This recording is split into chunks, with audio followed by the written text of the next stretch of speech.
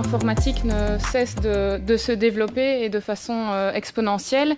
La crise du Covid a d'ailleurs poussé les entreprises à recourir massivement au télétravail et donc à l'utilisation avancée d'outils informatiques, et il en résulte ici à court terme une demande de plus en plus importante de personnel formé à l'informatique. Mais depuis plus longtemps déjà, le constat est le même dans les 3 régions du pays.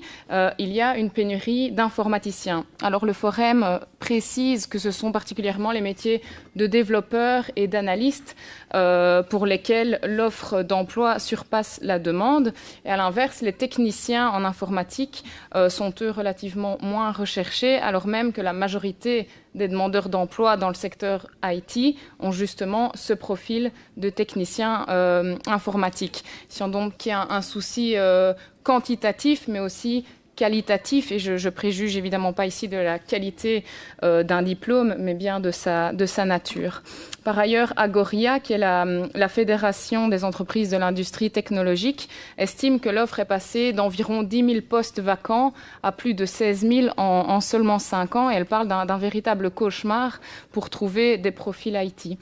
Les diplômés d'un master en sciences informatiques restent trop peu nombreux et trouvent relativement facilement un emploi. En revanche, ce n'est pas toujours le cas pour les personnes qui sont diplômées d'un bachelier en informatique de gestion.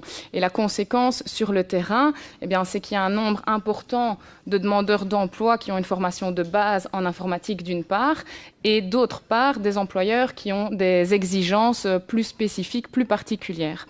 Alors la DPR pose comme objectif d'investir dans la formation des métiers en demande. Par ailleurs, les enjeux numériques doivent évidemment être intégrés dans les offres de formation. Et on est ici face à un exemple concret où la formation doit jouer son rôle en offrant des possibilités pour ces informaticiens de pouvoir se spécialiser dans les branches en pénurie.